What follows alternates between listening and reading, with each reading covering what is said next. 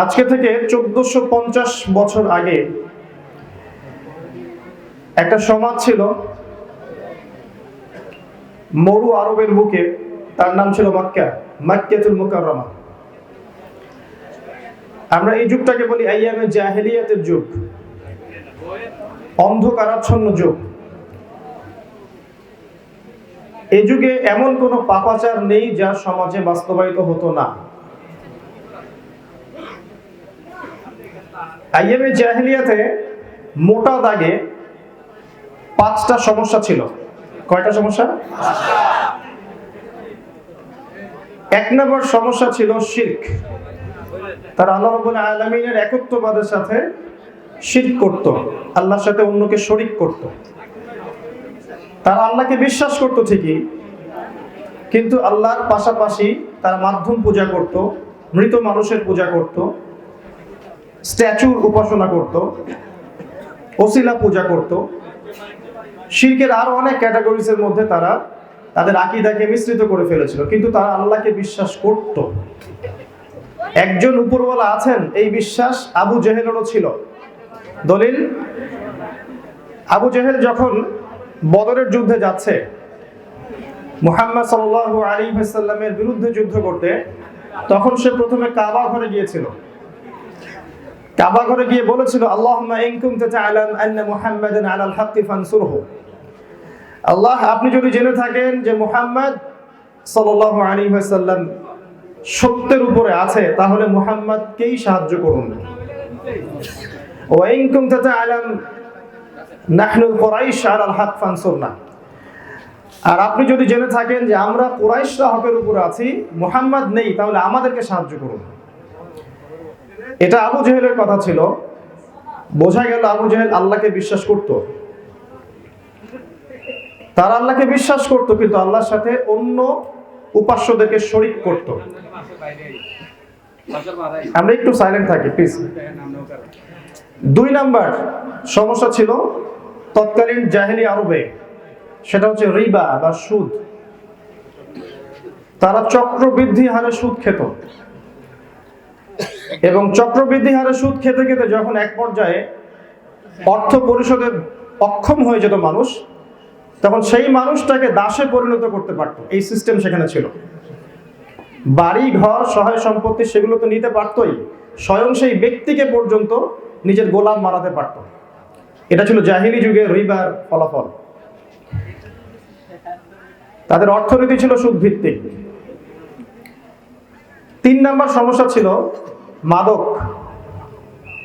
তৎকালীন জাহেলি আরবে বেশিরভাগ মানুষ মাদক দ্রব্যের সাথে সম্পৃক্ত ছিল। এমনকি মদ যেদিন হারাম হয়েছে সেদিন পর্যন্ত কিন্তু মানুষ মদ খেয়েছে সেখানে। 4র্থ সমস্যা ছিল নারী জাতির ফিতনা, অবমাননা। তারা মহিলাদেরকে মূল্যায়ন করতো না। নারীর তেমন কোনো বৈবাহিক অধিকার ছিল না, সম্পত্তির অধিকার ছিল না। নারীর সাথে অনেক সময় পাশবিক আচরণ করা হতো। আপনারা জানেন, জীবন্ত কন্যা সন্তানকে দাফন পর্যন্ত করা হয়েছে। 5 নাম্বার সমস্যা ছিল গোত্রীয় দ্বন্দ্ব। আরবরা বিভিন্ন গোত্রে বিভক্ত ছিল। বনু মাখজুম, বনু তামিম, বনু তাইম, বনু হাশিম, আব্দে মানাফ, অনেক গোত্র ছিল। গোত্রগুলো একে অপরের সাথে দীর্ঘস্থায়ী রক্তক্ষয়ী সংঘাতে লিপ্ত থাকত। সামান্য কারণেই তারা দীর্ঘস্থায়ী সংঘর্ষে লিপ্ত হতো। সামান্য কারণে এক ব্যক্তির উট আরেক ব্যক্তির ধান বা ফসল খেয়েছিল আর কি। এই ঘটনাকে কেন্দ্র করে একটা যুদ্ধ হয়েছে আরবে 80 বছর ধরে। কত বছর? 80 বছর।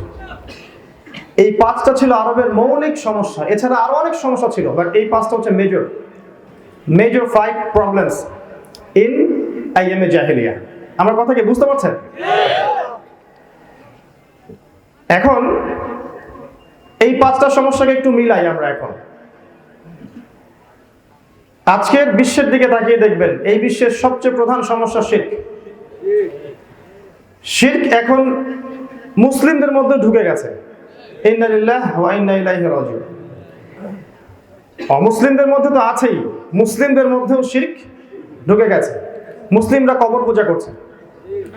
মুসলিমরা মাজার পূজা করছে, মুসলিমরা মৃত মানুষকে পূজা করছে, মুসলিমরাই বলবে তাকদীর বলতে কিছু নাই, মুসলিমরা বলছে ঈশ্বর বলে কেউ নাই, বিগ ব্যাং থেকে সব সৃষ্টি হয়েছে। মুসলিমরা বলছে যে আল্লাহর হালালকে আমরা হারাম করতে পারি, আল্লাহর হারামকে হালাল করতে পারি। শিরকগুলো মুসলিমদের মধ্যে ঢুকে গেছে এখন। এটা সবচেয়ে দুর্ভাগ্যজনক। একটু বিচক্ষণ শ্রোতা হলে আপনি বুঝতে পারবেন ওই আইয়ামে জাহিলিয়াতের শিরকি আকীদা এখন বৈশ্বিক আকার ধারণ করেছে। বিশ্বের প্রতিটা বিভাগের দিকে তাকাবেন, শিরক আছে, প্রত্যেকটা বিভাগে শিরক আছে।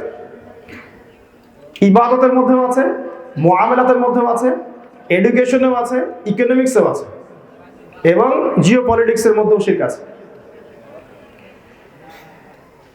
দ্বিতীয় যে সমস্যা তাদের ছিল রিবা, সুদ। এখন যদি তাকান আপনি এই বিশ্বের দিকে, আপনি দেখবেন এই বিশ্বের ইকোনমিক বেস হচ্ছে রিবা, সুদ। গ্লোবালি ইকোনমিক বেস হচ্ছে রিবা বা সুদ। রিবা যেটা করে, মানি বা টাকাকে মার্কেটের মধ্যে সার্কুলেট হতে দেয় না। একটু মনোযোগ দিয়ে বুঝতে হবে কথাগুলো। আল্লাহ পাক যে বলেছেন ওয়া আহাল্লাল্লাহুল বাইআ ওয়া হাররামা রিবা, আল্লাহ ব্যবসাকে হালাল করেছেন, রিবাকে হারাম করেছেন। ব্যবসা টাকা বা মানিটাকে মার্কেটের মধ্যে সার্কুলেট করতে পারে।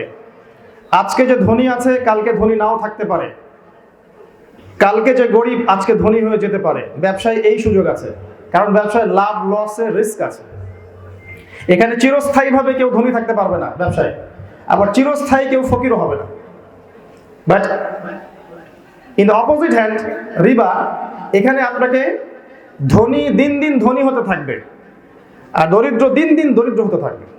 এখানে মানি বা যেটা ফিগার টাকার, এটা মার্কেটে সার্কুলেট করবে না, বরং এটা কিছু মানুষের হাতে পুঞ্জীভূত হয়ে যাবে। এটাকে আমরা বলি ওয়ান কাইন্ড অফ ক্যাপিটালিজম বা পুঁজিবাদ। এই সমস্যাটা ওই যুগে ছিল, এই যুগে এখন পুরো গ্লোবালি দেখবেন সবাই কম বেশি আমরা সুদ খাচ্ছি, ইচ্ছায় হোক অনিচ্ছায় হোক। আর আমি অনেক দিন বলেছি, আল্লাহ রাব্বুল আলামিন কোরআনে বলেছেন, আমি শুধু অনুবাদক, আমার দিকে তেড়ে আসবেন না কাইন্ডলি। আল্লাহ বলেছেন কোরআনে, ইয়া আইয়ুহাল্লাযীনা আমানু, হে ঈমানদারগণ, ইত্তাকুল্লাহ, আল্লাহকে ভয় করো, ওয়া যারু মা বাকিয়া মিনার রিবা, সুদের অবশিষ্ট অংশ ছেড়ে দাও। আল্লাহ বলেছেন ওয়া ইল্লাম তাফআলু, তোমরা যদি সেটা না করো, ফাযানু বিহারবিন মিনাল্লাহি ওয়া রাসূলিহি, তাহলে আল্লাহ এবং তার রাসূলের সাথে যুদ্ধের ঘোষণা শুনে রাখো। এটা কোরআন, এটা কোরআন যেটা আপনার পক্ষে সাক্ষী দিবে অথবা বিপক্ষে সাক্ষী দিবে। আল কোরআন হুজ্জা, কোরআন প্রমাণ, দলিল, লাকা ওয়া আলাইক, আপনার পক্ষে অথবা এগেইনস্টে। আপনি ডিসাইড করবেন আপনি কোন দিকে যাবেন। আমি হচ্ছি ফাযাক্কির ইন্নামা আনতা মুযাক্কির, তুমি উপদেশ দাও, তুমি শুধু উপদেশ দাতা, লাস্তা আলাইহিম বিমুসাইতির, তুমি তাদের প্রতি দারোগা নও। আমি আপনাদের প্রতি দারোগা নই, ফোর্স করে কিছু মানাতে যাব না। আরো আছে, রাসূলুল্লাহ সাল্লাল্লাহু আলাইহি ওয়াসাল্লাম হাদিসে বলেছেন, যে ব্যক্তি 1 দিরহাম সুদ খাবে সে যেন 36টা মেয়ের সাথে জিনা করলো। আর একটা কমন হাদিস তো জানেন, রিবার পাপের 70টা বা 73টা শাখা আছে, যার সবচেয়ে নিম্ন স্তরটা হচ্ছে নিজের মাকে বিয়ে করা। এগুলো শোনার পরে আপনি চাইলে খেতে পারেন, আপনি চাইলে আল্লাহকে ভয় করে ছাড়তে পারেন। যদি আল্লাহকে ভয় করে ছেড়ে দেন, আপনার রিজিকের পুরো দায়িত্ব আল্লাহ নিয়ে নেবেন সব। আর যদি আল্লাহকে ভয় না করে সুদের উপরে থাকেন, এই কথা শোনার পরেও, তাহলে মনে রাখবেন আল্লাহ পাক যতটুকু রিজিক রেখেছেন আপনার জন্য, এর একটা টাকাও আপনার বাড়বে না, কমবে না। রিবায় জড়ালে যে আপনার সম্পদ বাড়বে এরকম চিন্তা করবেন না। যতটুকু তাকদিরে আছে অতটুকুই পাবেন, 1 টাকাও বেশি পাবেন না, 1 টাকা কম পাবেন না। বাট আল্লাহকে ভয় করে ছাড়লে আল্লাহ পাক বেহিসাব রিজিক দিতে পারেন। যে ব্যক্তি আল্লাহকে ভয় করে, আল্লাহ তার জন্য পথ প্রশস্ত করে দেন। এবং তাকে এমন উৎস থেকে আল্লাহ রিজিক দেন যার কল্পনাও সে করে নাই কখনো। এখনকার বিশ্বের দিকে তাকাবেন, সেম সুন্নাহ ওই আইয়ামে জাহিলিয়াতের রিবা এখন গ্লোবাল রিবায় পরিণত হয়েছে। 3 নম্বর যেটা মাদক, ওই অবস্থাটা খেয়াল করে দেখেন, এখনকার বিশ্বের যুবকদের মৌলিক সমস্যা হচ্ছে মাদক, হতাশা, প্রেমে ব্যর্থতা, পড়াশোনা ভালো লাগে না, তারপরে সঙ্গদোষ, বন্ধুদের পাল্লায় পড়ে কোটি কোটি যুবক মাদক খাচ্ছে এখন রাইট নাও। যখন আপনারা এখানে বসে আছেন তখন আল্লাহর এই জমিনের উপরেই লাখ লাখ কোটি কোটি যুবক মাদক সেবন করছে এখন রাইট নাও। তো এগুলো কি করে? এগুলো মনের মধ্যে একটা সাময়িক প্রশান্তির ফ্লেভার দেয়, প্রশান্তি দেয় না কখনো। প্রত্যেক মাদক সেবীকে জিজ্ঞাসা করবেন সে কি মাদকে চিরস্থায়ী শান্তি পায় কিনা, কখনো পাবে না।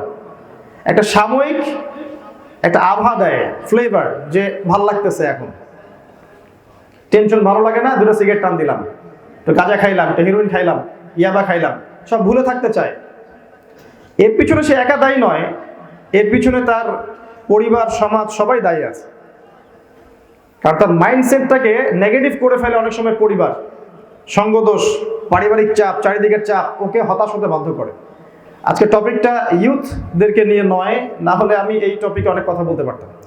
মূল কথা হচ্ছে এই যে মাদক বলেন, পর্নোগ্রাফি বলেন, আপনার গার্লফ্রেন্ডের সঙ্গ বলেন, মিউজিক বলেন, অন্য যতগুলো বিষয় আছে এখন আমরা ইনভলভ, এগুলো আপনাকে সাময়িক একটা সুখের ফ্লেভার দিবে, চিরস্থায়ী কখনো সুখ দিবে না।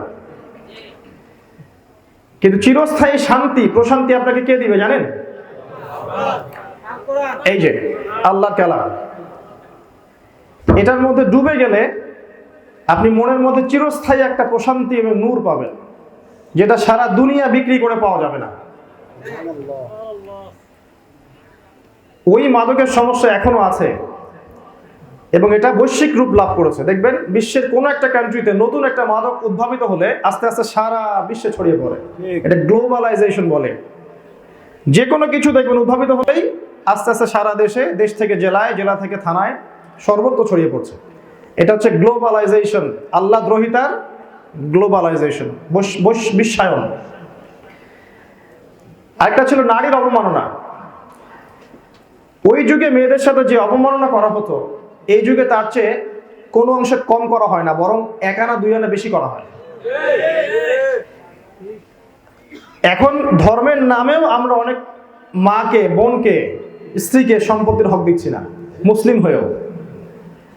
ধর্মের নামেও দেখা যাচ্ছে আমরা মেয়েদের শিক্ষার দিকে গুরুত্ব দিচ্ছি না। আর অধর্মের নামে তো যা ইচ্ছা তাই করছি, বেপরদামি, অশ্লীলতা, পরকিয়া, হারাম অ্যাফেয়ার্স, বিউটি কন্টেস্ট, সংস্কৃতির নামে মেয়েকে নগ্ন করে রাস্তায় ঘোরানো। উই আর ডুইং এভরিথিং যেটা দিয়ে আমরা এই সমাজটাকে ফাসাদময় করতে পারি।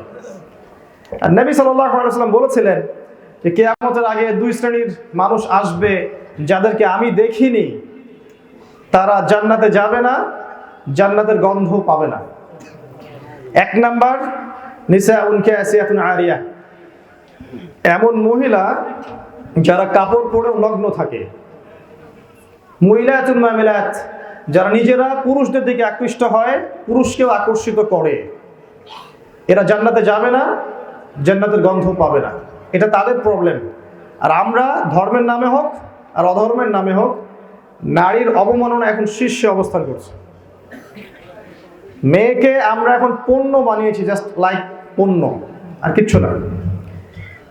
সবাই এমন, আমি এমনটা বলছি না, বেশিরভাগ ক্ষেত্রে হালত এমন। এই সুন্নার কোনো চেঞ্জ নাই, ওই জাহিলি সুন্না এখনো চলছে এবং এটা রূপ লাভ করেছে বৈশ্বায়ন। দেখবেন বিশ্বের বুকে আজকে নারীদের অবস্থা প্রতিটা জায়গায়। মিডল ইস্টের দিকে তাকাবেন, সেখানে দেখবেন মেয়েদেরকে দাসীর আসনে নিয়ে আসা হয়েছে। এমনকি এখন টাকার বিনিময়ে মেয়েদের গর্ভকে ভাড়াও পর্যন্ত করা হচ্ছে, যে সেখানে স্পার্ম ইনজেক্ট করবে, শুক্রাণু, 9 মাস সেখানে বাচ্চা বড় হবে, এরপর সেই মেয়ে বাচ্চা খালাস করবে, তাকে তার পারিশ্রমিক দিয়ে দেওয়া হবে। এই হচ্ছে নারীর অধিকার। নাউজুবিল্লাহ। বৈবাহিক সম্পর্কগুলো এখন ঠুনকো হয়ে যাচ্ছে দিন দিন। সম্পর্কের অবনতি, অপসংস্কৃতি দেখে, কালচারগুলো দেখে শিখে এখন পারিবারিক সম্পর্কগুলো আস্তে আস্তে ভেঙে যাচ্ছে। দেখবেন মেয়ের পর্দার দিকে খেয়াল নাই, বোন কার সাথে মিশছে খেয়াল নাই, স্মার্টফোনের মাধ্যমে, ইন্টারনেটের মাধ্যমে জেনা ছড়াচ্ছে, আস্তে আস্তে পরকীয়া ছড়াচ্ছে। এক পর্যায়ে এসবের বলি হচ্ছে মানুষ হত্যা পর্যন্ত হচ্ছে। স্বামীকে হত্যা করে দিচ্ছে স্ত্রী। সেদিন দেখলাম এক স্ত্রী স্বামীকে হত্যা করে পিস পিস করে কেটেছে, এটা রান্নার হাঁড়িতে বসায় দিচ্ছে। সুবহানাল্লাহ।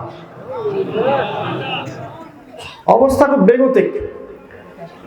আর আমরা যেটা করছি তাদের সাথে, এটা আরো আরো আরো অবমাননাকর। আমরা ওদেরকে ধর্মের নামে অধিকার দিচ্ছি না, শিক্ষার ক্ষেত্রে অধিকার দিচ্ছি না, এবং তাদের পৃথক কর্মসংস্থানের ব্যবস্থা করছি না, জিনা থেকে ওদেরকে বাঁচানোর ব্যবস্থা করছি না, পর্দাকে নিজের পরিবারে ম্যান্ডেটরি করার চেষ্টা করছি না। আমাদের সাথে ওই জাহিলি আরবদের সুন্নাহর খুব একটা পার্থক্য নাই। আরেকটা হচ্ছে 5 নাম্বার, জাহিলি যুগে গোত্রীয় দ্বন্দ্ব ছিল। অল্প তুচ্ছ কারণে দেখবেন বড় বড় যুদ্ধ হয়ে গেছে জাহিলি যুগে।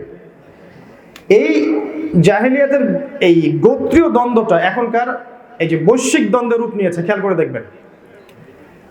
তুচ্ছ কারণেই দেখবেন একটা দেশকে আক্রমণ করা হচ্ছে, তাকে অর্থনৈতিক ধসে ফেলানো হচ্ছে, সামরিক আক্রমণ করা হচ্ছে, নিরীহ মানুষদেরকে পাখির মতো বোম মেরে উড়িয়ে দেওয়া হচ্ছে, এবং এগুলোর শিকার হচ্ছে বেশিরভাগ মুসলিম কান্ট্রিগুলো। বেশিরভাগ মুসলিম কান্ট্রিতে দেখবেন এই সমস্যা চলছে, যেন মুসলিমরা মানুষ নয়, আমরা সন্ত্রাসী। নাউজুবিল্লাহ। আমরা মনে হয় পৃথিবীর মধ্যে সবচেয়ে কুৎসিত প্রাণী, সবচেয়ে খারাপ প্রাণী। আমরা বেঁচে থাকলে মনে হয় পৃথিবী আমাদেরকে নিতে পারছে না। যত দ্রুত আমাদেরকে মিটিয়ে ফেলা যাবে ততই মনে হয় দাজ্জালের জন্য ভালো। ভাবটা এমন আর কি। তো এগুলোর বলির কথা হচ্ছে আমরা বেশি মুসলিমরা, নিরীহ মুসলিমদেরকে নির্বিচারে হত্যা করা হচ্ছে সারা বিশ্ব জুড়ে। এছাড়াও তাদের মাঝেও ফাসাদ আছে, যারা অমুসলিম বা ইসলামের এগেইনস্টে কাজ করে তাদের মধ্যেও কিন্তু ফাসাদ আছে। আল্লাহ পাক বলেছেন যে তাহসাবুহুম জামিআ ওয়া কুলুবুহুম শাত্তা, তোমরা মনে করো যে তাদের হৃদয়গুলো ঐক্যবদ্ধ, কিন্তু আসলে ভিতরে ভিতরে ওদের মনগুলো বিভক্ত। আল্লাহ বলেছেন এটা। তো হোয়াটএভার, এই গোত্রীয় দ্বন্দ্বগুলো এখন বৈশ্বিক দ্বন্দ্বের রূপ নিয়েছে, কোনো কোনো ক্ষেত্রে আমাদের অভ্যন্তরীণ দ্বন্দ্বের রূপ নিয়েছে। এখন ধর্মের নামে দ্বন্দ্বে জড়াচ্ছি, আপনি অমুক দল, আপনি তমুক দল, আপনি অমুক সংগঠন, আমি তমুক সংগঠন, আপনি অমুক মাযহাব, আমি তমুক মাযহাব, আপনি অমুক তরিকা, আমি অমুক তরিকা। এই যে ডিভাইডেশন। পলিটিক্যাল ক্ষেত্রে দেখবেন আপনি অমুক দল, আপনি অমুক দল, ডিভাইডেশন, বিভক্তি। বৈশ্বিক ক্ষেত্রে দেখবেন ওই দেশ এই দেশকে, ওই দেশ এই দেশকে, ডিভাইডেশন। মানবতা আজকে বিভক্ত, মানুষ হিউম্যান বিং ঐক্যবদ্ধ না, বিভক্ত। এটা ওই মক্কার সুন্নাহ। তো খেয়াল করে দেখেন ওই 5টা মৌলিক যে সমস্যা, এটা কিন্তু এখনকার চলমান বিশ্ব আছে, বরং তার চেয়ে বড় আকারে আছে। আমার কথাগুলো সবাই হয়তো বুঝতে পারেন না, একটু মনোযোগ দিয়ে শুনতে হবে, কারণ আমি ক্ষমা চাচ্ছি, আমি আসলে শুরু করে কথা বলতে পারি না। আর আমি এখানে মাহফিল জমাতে আসি নাই, আমি কিছু জ্ঞান শেখাতে এসেছি, শিখতে এসেছি। আর আমি বিশ্বাস করি যে যারা আমাকে একবার দুইবারও শুনেছেন জীবনে, তারা জ্ঞানের শ্রোতা, সুরের শ্রোতা না।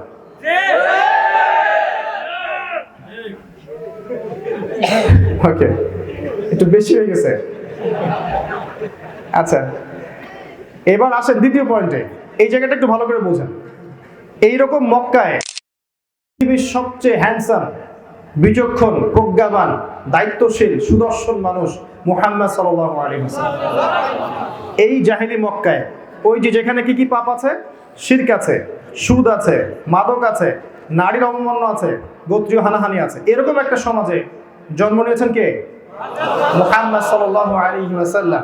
তিনি কিন্তু এরকম আমাদের মতো সমাজেও জন্ম নেন নাই, তিনি প্রচন্ড রকম একটা খারাপ সমাজে জন্ম নিয়েছিলেন। তো ওখানে জন্ম নিয়ে কিন্তু তিনি সমাজের স্রোতে গা ভাসিয়ে দেন নাই, বরং তিনি যুবক বয়সে চেষ্টা করেছিলেন মানুষকে কিভাবে পাপ থেকে ফেরানো যায়। ওই যে হিলফুল ফুজর তৈরি করেছিলেন।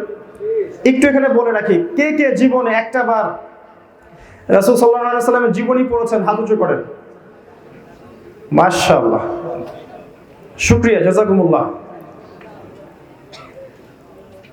অবশ্যই কোরআনের অনুবাদ পড়বেন, হাদিস তো পড়বেন, আর রাসূল সাল্লাল্লাহু আলাইহি ওয়াসাল্লামের সিরাত, এটাকে বাধ্যতামূলক করে নেবেন নিজের উপরে।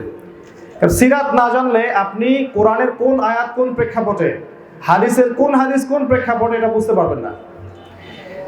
তো নবী করিম সাল্লাল্লাহু আলাইহি ওয়াসাল্লাম এরকম একটা সমাজে জন্ম নিয়েছিলেন। জন্ম নেওয়ার পর তিনি সমাজটাকে সংস্কার করার চেষ্টা করেছেন, কিন্তু মানুষের মস্তিষ্ক প্রসূত বুদ্ধি দিয়ে তিনি চেষ্টা করেছেন, তাই শতভাগ সফল তিনি হতে পারেননি। কারণ মনে রাখবেন, সামাজিক সমস্যাগুলো দূর হবে কিভাবে? যিনি সমাজ এবং বিশ্বের স্রষ্টা, তার হেদায়েত আসলে পরেই এটা সলিউশন হবে, তার আগে হবে না। তো এই সমাজ বিশ্ব এগুলোর স্রষ্টাকে, নাকি কোনো স্রষ্টা নাই? যদি স্রষ্টা থেকে থাকেন, তার পক্ষ থেকে যখন গাইডেন্স আসবে, সেই গাইডেন্স যখন জনগণ মেনে চলবে, তখন শান্তি আসবে। না মানলে অশান্তি ছড়াবে।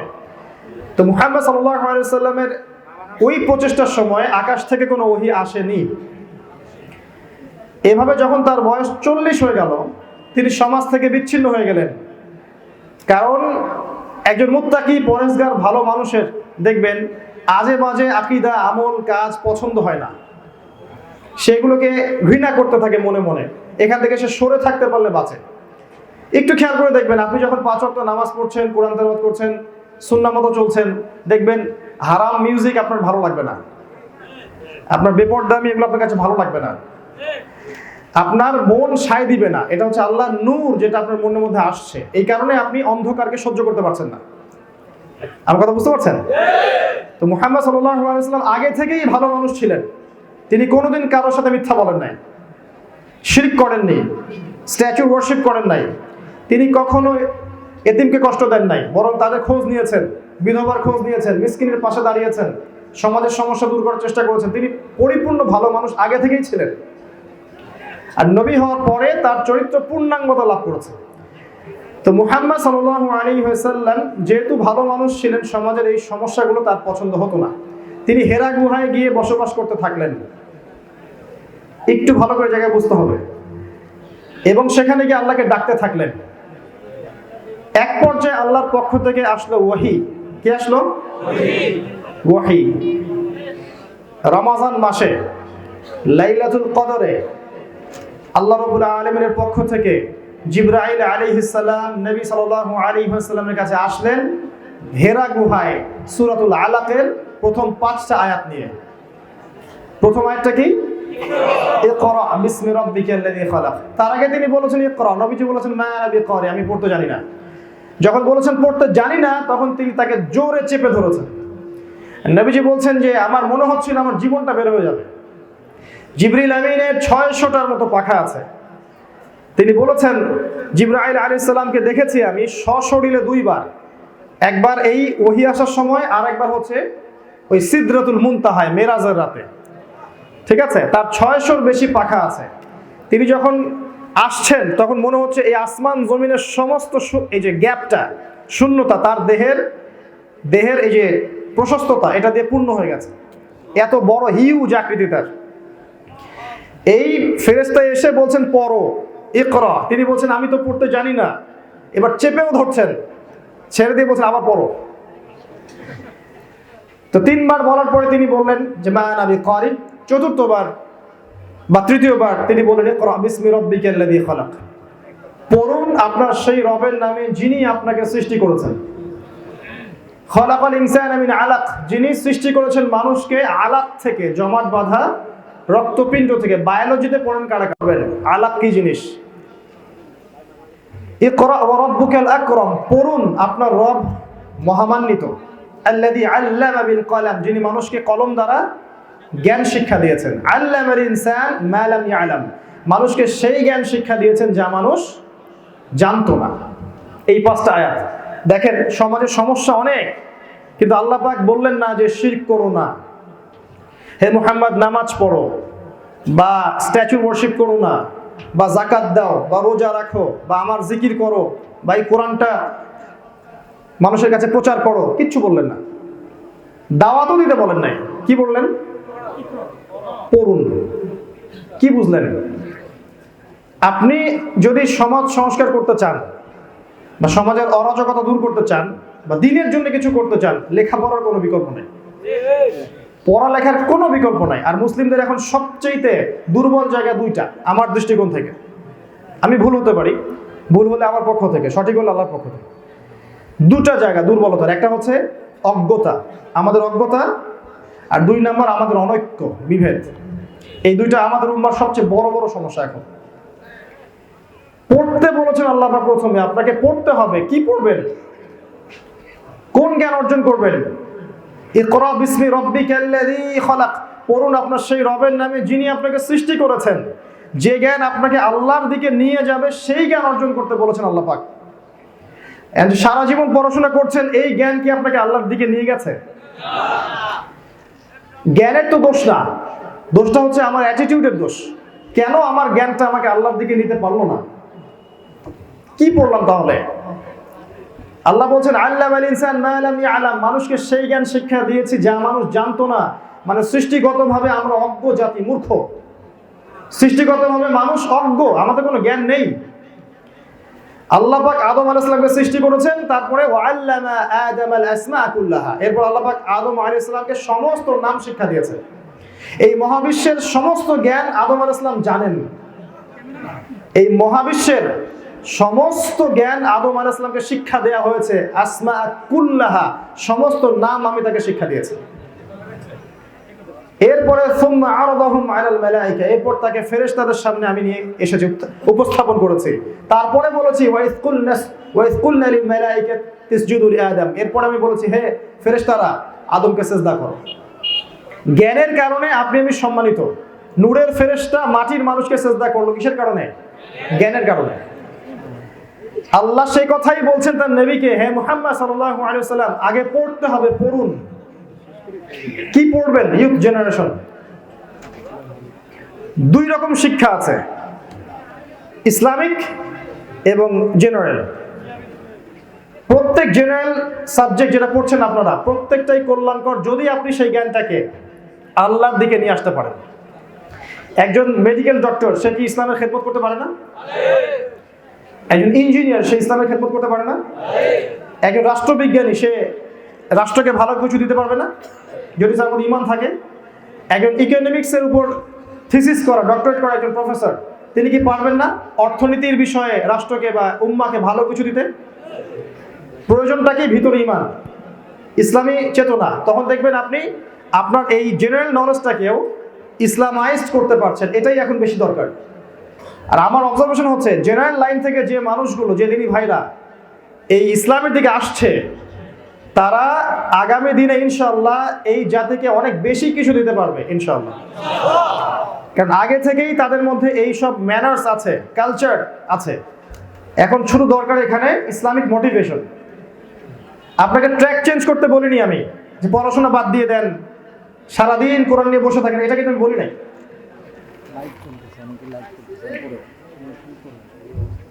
তো যেটা করণীয়, আপনি আপনার জেনারেল নলেজটাকে ইসলামের দিকে কাজে লাগান। এই যে প্রযুক্তিগুলো আমরা ব্যবহার করছি, এগুলো কাদের তৈরি করা? আমাদের। আমরা এগুলো ইউজ করছি, মনে করছি যে মাশাআল্লাহ আমরা স্মার্ট হয়ে গেছি।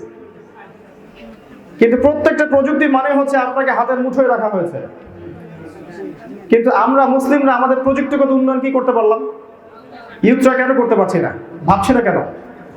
আমাদের মধ্যে ফিলোসফার তৈরি হচ্ছে না কেন? ওই বিশ্বকে ডিল করার মতো বিজ্ঞানী তৈরি হচ্ছে না কেন? মহাকাশ গবেষক তৈরি হচ্ছে না কেন? নিউক্লিয়ার সায়েন্স নিয়ে আমরা পড়ছি না কেন? ওরা পড়বে কেন? অনেক প্রশ্ন আছে যেগুলো উত্তর আমার জানা নাই, উত্তর আপনারা খুঁজবেন। জেনারেল লাইনের যে নলেজগুলো, এগুলো আমরা কেন পিছিয়ে পড়লাম? জেনারেল লাইনে পড়ছেন, আমি বলি আলহামদুলিল্লাহ।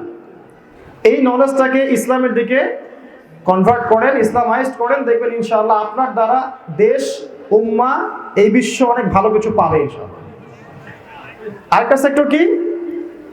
ইসলামিক লাইনে। ইসলামিক লাইনে যারা পড়ছেন তাদের সিলেবাসটাও কিন্তু পূর্ণাঙ্গ নয়। আমার কথায় কিছু মন খারাপ করবেন না। ইসলামিক লাইনে যারা পড়ছেন তাদের সিলেবাসটা কিন্তু পূর্ণাঙ্গ নয়। এই সিলেবাসের মধ্যে দেখবেন ইসলামিক হিস্ট্রি নাই, সিরাত খুব অল্প পরিমাণে আছে। এখানে দেখবেন ইসলামিক ইকোনমিক্স নাই, এখানে দেখবেন জিওপলিটিক্স নাই।